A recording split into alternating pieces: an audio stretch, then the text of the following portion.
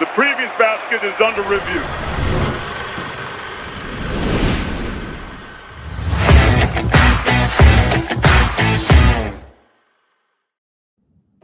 Few teams in college basketball entered a year with more anticipation than BYU. It's rare you get Fawcett like all right, this is the year, and everybody's aligned that like we have to take advantage of this season in particular. But BYU is certainly in that spot with AJ Dybantsa, a once in a lifetime recruit, a once in a generation talent generally, and it was one of the most fascinating stories in the country heading into the year of how could they maximize a roster that was certainly very expensive, but also very, very talented. And how could Kevin Young, a former NBA assistant who did a great job last year in his first year at BYU, how could he elevate this team into a top 10 caliber ball club? And I think early returns say that he has done just that. This team is 13th in KenPom, but has won 13 straight games. Their one loss is a 2-point loss in Boston to UConn. They've been absolutely phenomenal. And a big reason why is obviously AJ and how he's playing. But I think we were just as impressed, not, obviously with his growth, but also with the team's growth and some of the things that they're doing, on the margins that are giving them huge advantages in some of these games and will help them even more, I think, as you get into the meat of conference play when you're playing against some of the best teams in the country. It's been fascinating. And I think even you talked about the well-reported roster that's probably pretty expensive, but even you look at the kind of guys that they went after, I still think they were really smart about it. I don't feel like they went and got necessarily the splashiest name. Like, I think Rob Wright is fantastic. I think a lot of people, if you just said like, hey, go and grab whatever point guard you want to go pay for, I think there was a lot of names other people would have grabbed. And I think that Wright is better than a lot of them and fits what they're doing a lot more. And then the returning Richie Saunders, who was such a good story last year and how well he played. And it's interesting because there is some ways where this team is still, while they've got this future NBA superstar, they still play like kind of the aesthetically pleasing BYU teams of like the Pope era, just kind of like what we think of a little bit. And then adding to kind of the intrigue about BYU is while they have won all but one of their games, it just seems like every win they have is close. And when you add that they haven't played the most challenging schedule necessarily, and a lot of people are still wondering like, okay, well, can they beat the elite of the elite? Some people might point to the fact that they have yet to do that, and that they're also playing in these closer games with teams that are maybe not NCAA tournament teams, maybe bowl teams. But at the same time, it's also like they win almost all their close games. They dropped a really close one to UConn, but they are in these battles. They are out executing and down the stretch. And I also just wonder what that could mean for the kind of long-term outlook. Yeah, 100%. And again, as you said, maybe the schedule not the most difficult, but you still look up and like that win over Miami's aging pretty well. That win over Wisconsin that was in dominant fashion. That one has aged nicely. They weren't that impressive on opening night against Villanova. I was at that game. You look up and now Villanova is knocking on the door of the top 25 and 14-3 on the season. Clemson is a top 30 team now per KenPom. They were getting blown out in the first half. AJ really had his coming out party in the second, and they rallied past. So, certainly the league schedule hasn't been the most challenging to date. They will get more of that here coming up with Texas Tech on the road on Saturday the 17th. Dates with Arizona and Kansas before the end of the month. But I think when we're grading coach performance, it's obviously roster building and how elite can you be, but it is also what are some of the smaller things that you can do to help push your team over the hump, even when you're not maybe playing the most the best or the most efficient style. And I think when you look at what BYU is doing offensively, Kevin Young deserves a lot of credit for some of the minute tweaks that he's able to really do and put his team in a position to win. Yeah, when people are talking about these NBA coaches coming to college, or they're talking about an NBA style, oftentimes they're talking about like, oh, can these guys, navigate the personalities more now that these guys are making millions? They talk about, bringing things like anytime a team goes 5 out, there's going to be some announcer that's like, oh, look at this NBA style.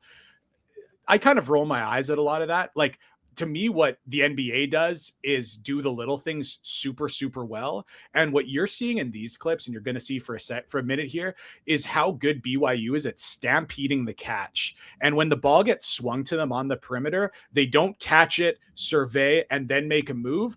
They catch it already running towards the rim, or they recognize the gap immediately and go and attack it. This is also where Rob Wright has been tremendous. Richie Sanders, tremendous. AJ Dybantsa, much improved from like the guy who had to dribble the ball a ton in high school and do whatever he wanted. Now he gets the game made a lot easier for him by having these kind of stampede opportunities.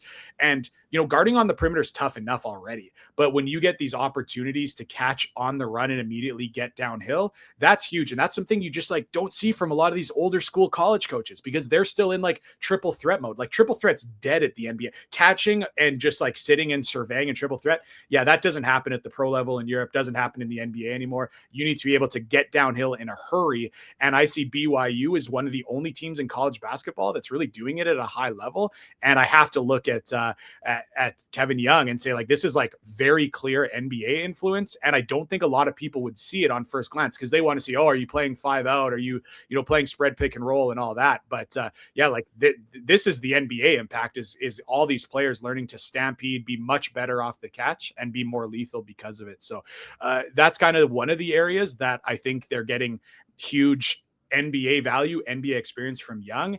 And I think this is an example of how they're able to get such huge value from getting a coach with NBA experience.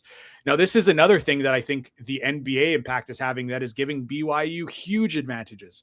We talked earlier this season on the show, Sweeney, about the 2-for-1 and how it is so clearly the best tactic to use, and still so few coaches use it in college. And BYU will do it at every opportunity. Here's a tight game against Utah where they see the opportunity to go for the 2-for-1. They use it, don't get the first one, but they're able to get a rebound and score. That's perfect. The aggression off the offensive rebound is the most impressive part to me. That's the thinking, because the shot clock was in a bad spot the first one. That one, like, all right, grab and go, we got to do it. And then Utah has the chance to kill it. They don't. BYU's able to get another opportunity. They foul, and that's 3 extra points for BYU, which they shouldn't have. This is not a one-time thing. Here's Arizona State, who they're already kind of bludgeoning here. They see the opportunity for the 2-for-1. They manipulate the clock. They get the matchup they want. Certainly looks pretty NBA to me. And they are going to go wait until the exact moment they want. They go up and get a look. Doesn't go. That's okay. 2-for-1s don't work all the time. The whole thing is getting the shot back. They walk the ball up. They get a timeout, and now they've got 12 seconds to get the shot they want. Once again, they are getting huge value, getting an opportunity. Like, they should not have had a chance to shoot another 3 coming off a pick and roll, and they did. Here's just one more opportunity again as well. And I said it before, and I will say it again, Sweeney. Like, I think there's a time in the future where like there just like won't be a conversation about whether or not you go for the 2-for-1. It's just everyone's going to do it. It's like a 4th and 1 from the 50-yard line in the first quarter of a tie. Like there's going to be no more question anymore. People are going to know what the optimized strategy is, and to see BYU just like continually getting extra shots over their opponents, it's just such a clear black and white instance of them getting huge value from having an NBA coach. Now, this is another one that really kind of cracked me up. I'm going to be honest with you. So look at the situation here. Some of you will remember the shot. It's a tie game, 1.3 seconds, not a lot of time to make something happen. Sideline out of bounds. If you look at the screen right now, you don't remember this play. Count the BYU players on the screen. You'll see 4. That's because the 5th player, right, is on the left side of your screen on the other side of half. Now, this is a very common thing in the NBA to do in sideline out of bounds situations. Get a running start, put a defender in a tough spot to defend someone sprinting into the right side of the floor, and try to get a shot this way. So very common thing in the NBA. Anyone with any level of NBA experience would at least kind of know what this is, what this action is, and what's coming. Clemson, never seen it before in their entire lives. So they just sit back. They are 5 guys, or at least 4 of them within the 3-point line. And they let a guy come at full sprint, catch the ball in stride, and get a very clean look in a situation where 1.3 seconds, it should be very difficult to get a clean. So at sometimes when talking about these NBA coaches, I know some people think like, oh, they're not suited for the college game. They're going to struggle with different things. Some people are like, oh, they're going to run all these like NBA actions and have success with it. Like, it's this stuff that is what the NBA guys that give advantages. It's the little stuff like stampeding catches. It's the stuff like using 2-for-1s, which is so obviously the right thing to do. And it's something like this, a sideline out of bounds play where the NBA has more slob situations than college. And then now you've also got the extra advantage of not only is Kevin Young using NBA stuff, he's going against these college coaches that never seen it before. Yeah, it's funny, like the Clemson look. I remember at the time when he made the shot, people tweeting like, "Oh man, like feels like BYU just kind of like chucked it in. They didn't get like a great look because like you can like screen grab and be like, oh look, there's 2 defenders around him." But again, when we're like when you're talking about high level players, like by the time he caught the ball, like it was a good look. Like yes, they were going to be able to get a contest, of course. Like you'd better be able to get a contest. It's a 1-second situation, but him getting to catch the ball in stride without real pressure and then elevate into a shot around defense. That's a great look, and it won them a game. I thought they were great down the stretch of that game. Obviously, a few mistakes in the final minute that allowed Clemson to nearly steal it after all, but some phenomenal stuff, throughout that second half as they were looking to manage that comeback. And that was also really the awakening for AJ Dybantsa, who was just ridiculous, right? And I think at that point in the season, early December, there were a lot of questions about what BYU was as a team, and I don't think we had seen AJ's best basketball yet, right? Like we had seen some flashes. He had been very good at the end of the game against UConn when they were down big and they're storming back. But I think coming in like that, it was like, all right, AJ's been good. Where's the like true elite? Where's the best player in the country? Where's the elite recruit? All of that. And since this second half, I don't know that there's been a player better in college basketball. I think there probably hasn't been. He's been bananas. And I think, part of that's just confidence and getting his feet under him. But I think it's cool for us to look back and think about the video we made about these freshmen in the fall and think about, how maybe we were concerned about AJ being a little slower decision maker, AJ not really playing with other good players in the past. Like, how would he handle all of those things? And seeing the growth very quickly is a credit to certainly him and certainly to Kevin Young and really the entire BYU staff, which has a lot of really excellent player development folks involved. Yeah, Sweeney, I went back and watched our video about Devonsa early because I was kind of looking for some of this footwork stuff where it wasn't just kind of his pure explosion. It was some of that like mid-post sizing guys up, using his strides intelligently. I didn't see as much of it. I don't necessarily feel like I missed it as much as this is kind of some developed footwork that is incredible. Like, we know that you get a top scorer from the high school level who's going to be a future star. They're going to be able to get theirs, but for him to be able to do it a little bit more in the mid post using footwork where he seems to catch the ball like 15 feet from the rim and then like often is like just somehow using a spin, using a step through and getting his hand on the backboard. Like it's incredible stuff. And I do think when you're talking about like Devonsa, like kind of unites the old heads and like as well as like new school guys, because he's got a lot of the flash, but he also has like, again, this footwork, this back to the basket game. I know a lot of people were like, look at some of the clips and saying it looks like Michael Jordan.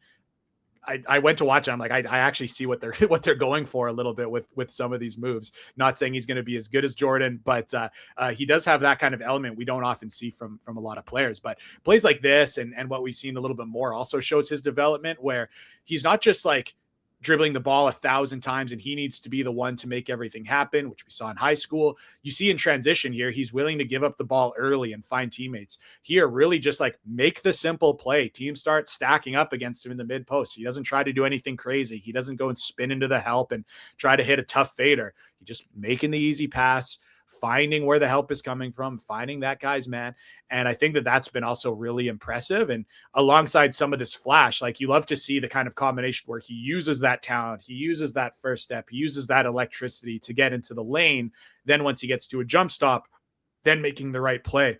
Even Kevin Young kind of trusting him to be a pick and roll ball handler in big moments. They run this angled pick and roll play with the baseline cut for that. So there's no help, throws up the lob in a perfect area. They run it again. He throws another perfect lob. So been just like awfully impressed with him in that area. And then defensively, this is where I just would have never expected him to be such the impact player he is. You saw him running hard in transition, taking away a rim run, seeing the intelligence here, not to overhelp, to get back as the low man and steal and a pass to the corner. He's been so good on the ball, using that kind of length and athleticism, but as a team defender, as a low man, he's been elite. And I think that that's something where I think on his defense alone, if you never watched a single offensive possession he played, I think a lot of people would be like, man, this could be a first round pick just based on his defense and the versatility and the way he's playing smart. There you see him helping the helper, getting into the legs of the dunker spot.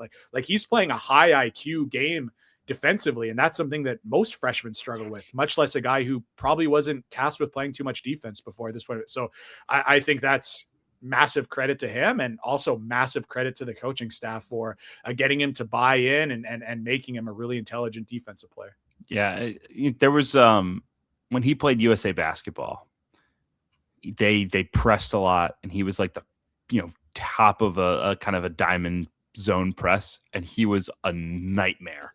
Like not in a like you could not, like he completely changed the game, and it was like it was one of the most encouraging things I think I've ever seen him do, where it was like, all right, I'm on a team with elite players. Yes, I'm going to have to go score at times. Yes, I'm going to have to go like be in my bag and go hunt shots. But like my effort level can raise to a point where like I will dictate the game defensively and help us win, even if I'm not on the ball all the time, like I have been at every other step of my journey. Right. And like that was something that I always like kind of look back on. I was like, man, like I hope that's the version we get in college basketball. And I think obviously in a different way, that you're not playing against like the Panamanian national team and you can like jump the ball every possession and get a steal and dunk. But like it, the way that he's been fully bought in to making the right play on both ends of the floor has been really impressive. Again, it's a unique style, right? Like I don't think you see a lot of guys, especially, he's so billed as this like, big wing playmaker, and like a lot of it is sort of this like old school, like get in the post and like play out of the mid post isolations, use your footwork, use your craft. The stride length is massive for him and creates a ton. I just love that he's like playing his game.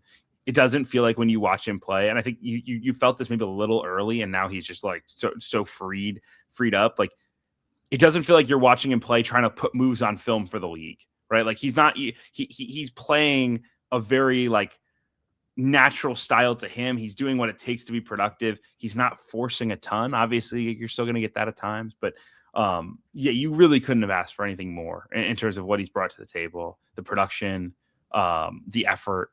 And, I'm really looking forward to the battle between him and Darren Peterson for the number one pick. Obviously, I think it could go either way at this point. Darren is ridiculous as a scorer himself, but this has been a high end outcome, I think, for what AJ could be in college, and that's coming with the expectation that he could be a true generational talent, and that says everything about the job he's done, the work he's put in. So a ton of credit to him, and he's been a big part of a BYU defense that. Look, really struggled last year. Like it's no secret that BYU, and I think narrative wise, that was like the big question coming into the year. Like to elevate to an elite team, can BYU be a much better defense? They were 82nd last year. Right now they're 17th. Is part of that, maybe the schedule that they've played, maybe some teams running a little cold from three. Yeah, I think that's certainly part of it. But they're playing a really fundamentally sound brand of defense that is helping put them in positions to win. And again, they have a chance to be elite offensively, and they are at times. And so they don't need to be a top 10 defense. Like being really good on that end is more than enough. And they have, I think, the personnel to be pretty darn good on that end with the big wings and then the size up front with guys like Keita and Abdullah Ahmed. Yeah, the thing you see with the way that BYU defends is just how kind of quiet they are. They're not scrambling around. They're not getting out of position. And when you watch a lot of these plays, you're just going to see a lot of blue jerseys that are just like stationary, but like not in a bad way. Like they're not falling asleep. They're not over helping. They never seem scrambled. And when we're normally talking about the defenses we like on the show, like a lot of them have been really aggressive defenses, but BYU is one that's a lot more conservative, dropping pick and roll coverage, just sitting heavily in help, try to shrink the floor. But it's had a lot of success, and coming off a year where they, like you mentioned, were not a very good defensive team, just to be able to like be in good position, stay sound, don't do anything crazy. It's had a lot of success. And you can also see what is really good here. I showed this clip before. I want to show it again because it's really good. Watch this again. they help, they show, but once they realize they don't need to be in help, they start to get back to their shooters. And when you do that, sometimes guys just straight up throw you the basketball. And that's another way too, where they don't overhelp. When I talk about they don't scramble, they don't ever look like they're out of sorts there in the blender. I think a lot of it is because they can recognize when to help and when they don't need to help. And I think, again, that's very good coaching and something that, coming from like the NBA, I think like that's something like that kills you if you overhelp. You're giving up a wide open three, you're giving up a lob, something like that. All these plays are, again, I just like the way I would keep describing it. It is just quiet. Like as like watch these plays for the fourth, fifth time since we were getting prepped for the show and doing it now. It just still seems like astounding. It's not because there's not a lot of movement. It's not because it's like lack of effort, anything like that. Just like efficient with their movements, everything like that. And I think that's going to be kind of one of the questions moving forward is, can you play that style and just be a little bit more passive, but be in the right spots and be really good, or shut down the teams they need to shut down? I also think it is notable, Sweeney, that we talked before the season about how zone usage was like really cranking up, particularly at the high major level. BYU is one of the teams that's playing it the most. And I think that when we talk even about their man principles that are a little bit more conservative, a little bit more just like, let's keep our man in front of us. Let's keep the ball in front of us. Let's not get beat at the rim. Playing zone certainly kind of makes some sense there too. And then I think once you add the athletes that can make some of these passing lanes more difficult, makes some sense too. But just kind of curious what you see from this, and if you think this is, I don't want to say sustainable, because the fact that it's so conservative makes it feel like very the floor seems high. But is this a Final Four defense? What are you kind of seeing from them there? Yeah, I think. I buy them as a Final Four defense, if only because I think they have enough rim protection where, I think it's no secret that Saunders and Wright aren't amazing defenders. And I think that was a big reason why I think a lot of people were like, yeah, I don't know how good they can be on that end of the floor. And I think with Keita and now the depth that they've built with guys like Boop and Ahmed and some of the guys like that, like they just have a little bit more teeth on the back end when you break them down. And I think AJ is another huge weapon in that regard as a potential shot blocker and weak side helper. Again, they don't want to be in those spots, but when they are, I think they're a little bit more geared to handle it. I do think that if you made me like bet the over under on their defensive rank now versus the end of the year, I would say like it probably gets worse. Maybe not drastically, but a little bit. And I do wonder again, if you're going to try to be, disciplined, like what happens when you face truly elite, like on ball creators? What does that look like, right? And Texas Tech will be a good test of that with Christian Anderson. But I think they have made the necessary adjustments and tweaks defensively to get to a point where you feel good enough about them that they're not going to get torched the way they did at times last year. I mean, obviously the Sweet 16 game against Alabama was memorable. They just gave up too many good threes, and I think you see with BYU this year. Not again.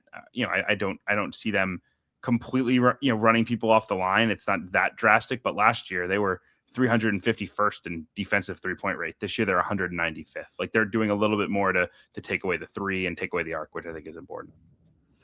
Yeah, I think to see again the fact that they've been in a lot of these close games and maybe against some opponents that you'd like to see them win by more. But I look at their roster and I look at the way that they play and the talent on the offensive end.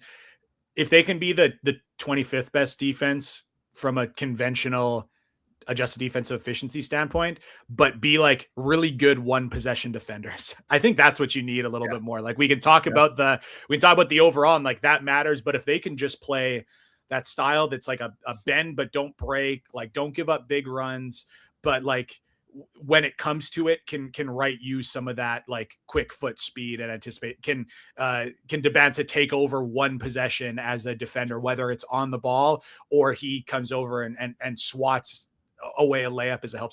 Like that's kind of going to be a thing I think defines their defense a little bit more of like, oh, do they capture some kind of scheme that can make them the 15th best defense, or does this not work and they fall back to 40th? Like that might happen. I think, like you said, I'd probably take the under for their Ken Palm adjusted defense efficiency, but like the difference between like 17th and 26th, like I don't know, like I know that does matter, but like what's really going to define them is like when they're in these close games, can they have really good one possession defenders? Can these guys lock in and make one big play? And I think that that's going to be something that we'll have the opportunity to see. I mean, I talked about how their schedule wasn't great.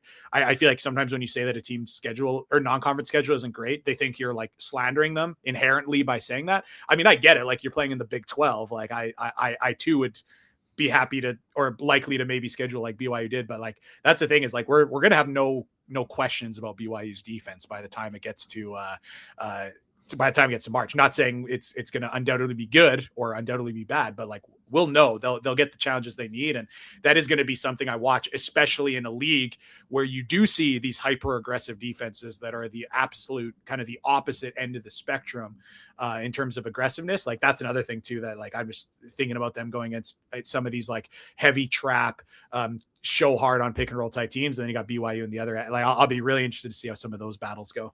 Yeah. I last question for you, because you bring up a very interesting point.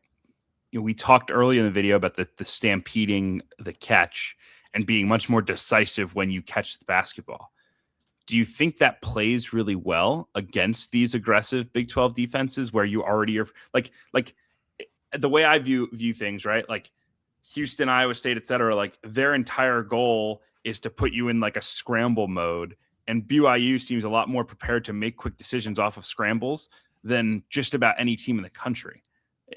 How much do you think that maybe impacts the Big 12 race? Yeah, I had not thought about this until you just said it now, Sweeney. I think that is a brilliant observation, because whether you've watched us talk about it on our show, maybe you saw like Sperber's video time with Iowa State, the entire like these defenses that are so trap the pick and roll, tag really high from the low man, they're all predicated on the fact that if you beat their defense, you're throwing these long passes over the top, and that the defense is going to be able to rotate and scramble and get back in front. So these like long closeouts that are created by Houston or Iowa State against a lot of college players that are going to see a skip pass come, catch in the corner, survey the closeout, and then make a decision. Like, that's what Houston and Iowa State have feasted on, is because they're so good at those situations. Like, I'm imagining these corner skips coming to like a Sanders, who you saw was just like incredible at attacking these situations. Like a Rob Wright, like attacking these situations. Like, could he get out? Can he pass out of those ball screens? And then as a defensive scrabbling, if he gets it back and it's a broken floor and he can stampede. Yeah, I'm actually like even more in on their offense since you just mentioned that in the play. I think that's a really good note. And I'd be curious if you asked, how much of that was in mind. I mean, I guess that's not even like a scheme specific thing. Like, I just think, again, that's another like micro skill that I feel like in 5 or 6 years, that's going to be how we play basketball. Like on it. And like, what is basketball in a lot of ways? Like, we talk about how often on the show, we'll talk about how like teams that play a lot in transition, it's 20% of their possessions. Teams that play pick and roll a lot, we'll talk about how it's like 30% of possessions. Like, basketball, whether offense or defense, pretty like if you just like picture a possession right now of basketball, it's like closeout after closeout after closeout after closeout. As the ball moves, there is a closeout every single time. And whether or not you're able to attack or defend those closeouts at a high level is really how the game is played in a lot of ways. And at least offensively, BYU wins that battle a whole bunch.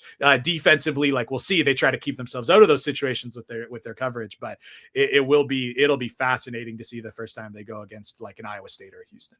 Yeah, the matchups will be great. The Big 12 is going to be awesome. I can't wait for this title race, and BYU figures to be right in the center of it. And we will be following it all, both on Scout Team and with the wider Basket Under Review Network. Please subscribe to the YouTube channel, to the website and Discord. It's a phenomenal community of college hoops creators and fans that I think bring a perspective that no one else does in the sport, just in terms of their insight, their energy, the analysis. It's top notch. Videos, podcasts, written stories, and then obviously the Discord community and everything that's going on there. I mean, we've got everything from mid-major international commitment rumors to transfer portal and massive changes to the sports landscape. So please check that out. We're honored to be a part of the crew. And we hope you will stick with us throughout the rest of the season on Scout Team. Kevin Sweeney, Eric Fawcett signing off. See you next week.